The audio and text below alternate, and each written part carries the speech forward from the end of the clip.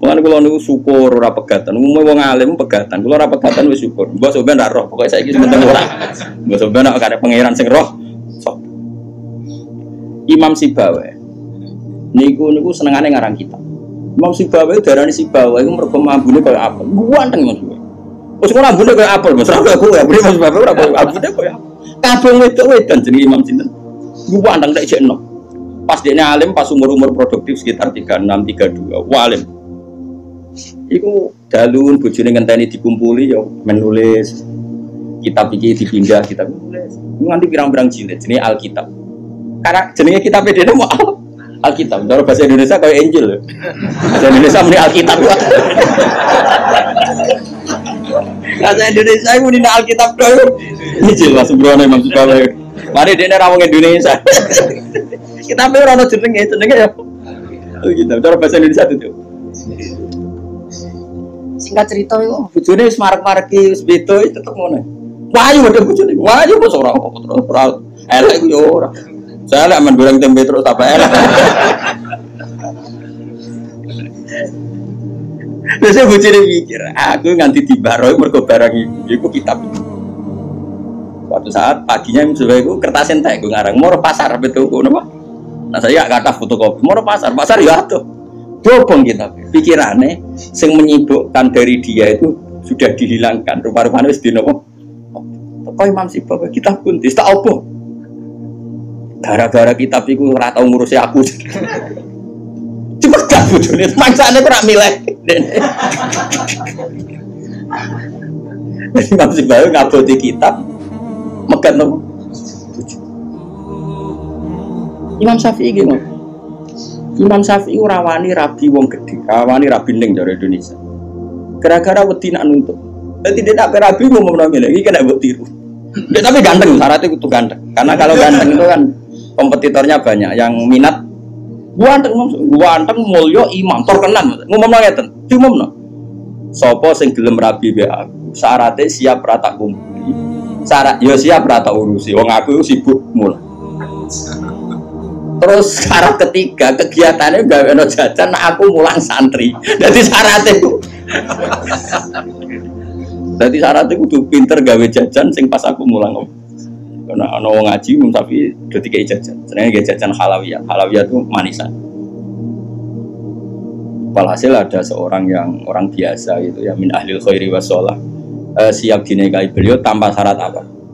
Yaiku nganti sepuh tiap ono santri teko ya mau dumi, pokoknya aku gawe no jajan ini layani gawe no jajan terus diulang ngaji, semua nganti kapun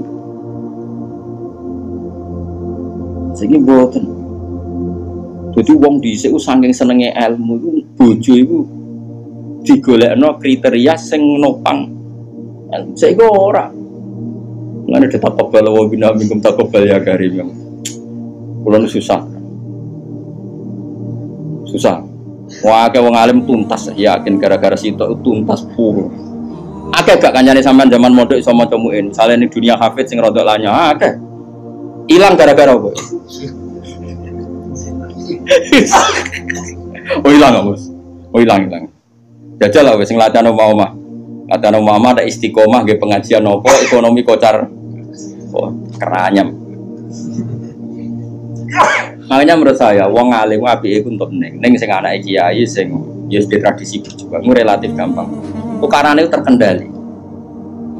Misalnya, tapi tidak harus ning gede loh. Pokoknya ya, sing di tradisi berjuang kan. Bahwa hidup itu biasa berkorban untuk nopo berjuang. Kalau ndak itu habis gitu. Kalau nu ngerasa non, tapi tidak harus anak kiai gede buatan. Pokoknya anak yang soleh lah. Kok nak misalnya soleh, kan pokoknya anak PKI lah, pokoknya saya angel temen suka. Oh ya, yang penting ngerti pentingnya nopo. Aku lalu ngerasa no, saya itu berkali-kali misalnya di rumah itu ngaji sampai malam. Terus pagi tadi subuh saya ke sini, subuh berangkat dari rumah terus tadi jam 2 sampai sini. Terus sekarang saya ngaji, nanti malam ngaji, besok saya ngantor ngaji terus. Nanti pas datang malam Rebo, paginya saya ngaji. Sama tafsir Jalalain yang grupnya santri-santrinya bapak. Terus kemisnya ngajar. Kalau kemis ngajar di sarang. Terus Jumat itu saya ngajar di Kudus. Itu terus begitu siklusnya. Jadi bojo mangan ora mangan ya ora pati roh. Aku yang ngomongin anak kiai di keramat dhewe aja ngenteni keramatku. Dadi dan tingko ya pokoke padha uripe ngono. Suwan cara kula bojone kiai kudu di keramat dhewe nek ora wis tak kobal wa minam tak kobal ya kan. Nah ini kan ya seperti itu Aisyah itu termasuk istri yang dengan kriteria itu. Saya tuh heran sama Aisyah gini, saya tuh punya Musnad Ahmad ya, Musnad Ahmad itu 14 jilid. Itu satu jilid tuh ada yang riwayatnya Aisyah semua. Jadi minal muksirin wal muksirat itu Sayyidah siapa? Aisyah. Dan anehnya dalam satu jilid tuh Fuad, yang diceritakan Aisyah tentang Nabi itu pasti yang sisi hukum, bukan kenangan Nabi tidak punya uang atau taruh saja gini. Sebetulnya nggak ada yang dimakan untuk sarapan itu kan masalah kalau bagi istri sampean. Nggak masalah besar nggak kalau istri sampean jam 8 masih belum ada yang dimakan. Oh perang Brontoyudo.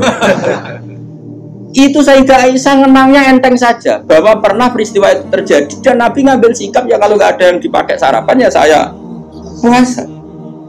Aisyah ya oke ya Rasulullah kalau nggak ada yang sarapan ya kita puasa. Kowe bayang no di bojomu ayo. Nang nganti kiamat. Kok segampang itu menyelesaikan masalah ekonomi masalah. Dan itu Aisyah cerita ada dalam konteks dia kecewa tentang keuangan Rasulullah, cerita dalam konteks bahwa puasa sunat itu udah harus nginep niat. Buktinya Nabi pernah puasa setar setelah ada informasi gak ada yang dimakan. Coba kalau gak orang bener-bener sholihah. Ayo bojomu kira-kira dia mafhum ngono ta ora? Ono sarapan di kesimpulan, ayo Pak Poso.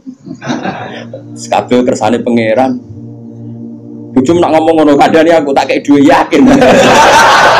Oh tak dia yakin. Sak kapan ae terjadi, tapi aja bodoni lho.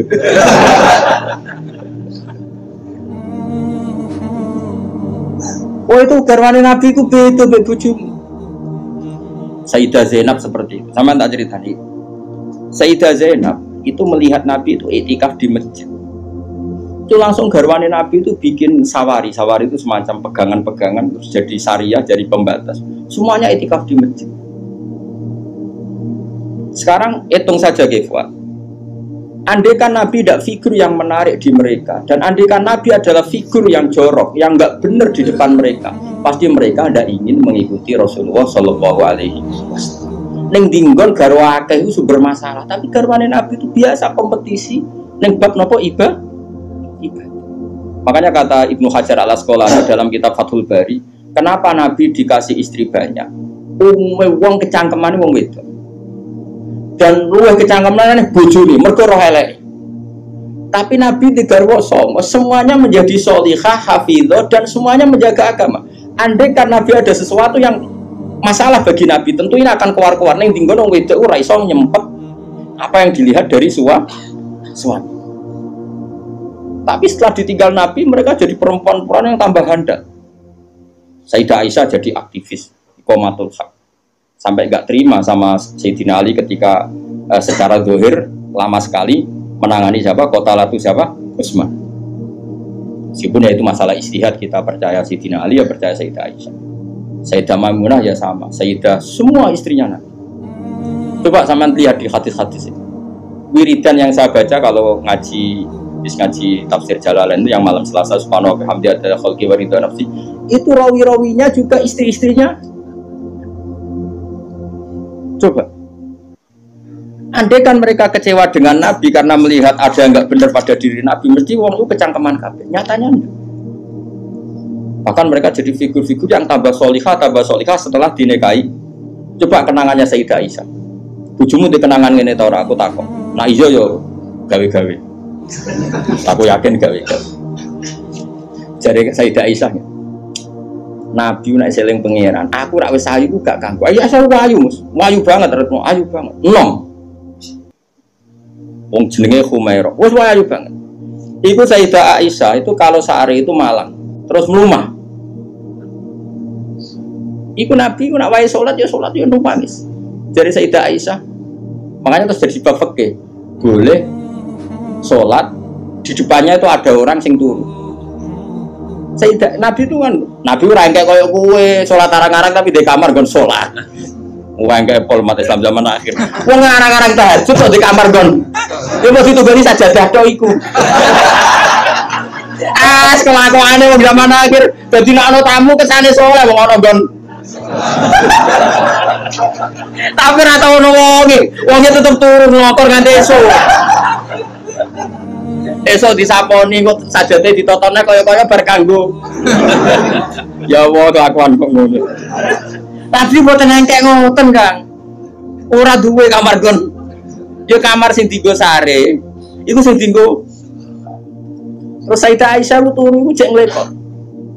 Nabi salat, Allahu Akbar. Nangis Nabi. Wali naon Aisyah. Jare Aisyah, aku tak terusno turu. Aku tetap sembujung. Apa? Glojor kakinya apa cara kene? Dipanjangkan itu. Nah, engko nak Nabi ape sujud lagi tak tarik. Tak tarik kok Nabi bersujud tak sujud dong. Wong nak ngadeg suwi wae.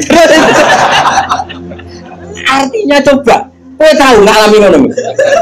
Oh, bojomu lah kamu. Salat krameni ngono mikir. Oh, suramu mungkin ke padha mek Nabi ku semua. Malane kita mau kepengin niru. Maksudnya niru ya rodok ngono ae napa? Mulane nirumu paling Nabi salat madhep kiblat kita madhep kiblat. Nabi nak salam iku nganan sik ya kita. Nganan wis ngono-ngono tok. Gak mungkin ke niru. Iku coba bayangkan. Dan itu yang diriwayatkan Aisyah. Terus kata Imam Bukhari, babu sutratil musolli. Gak apa-apa kalau ada orang sholat, kamu ada orang tidur, kamu tetap. Buktinya itu pernah terjadi.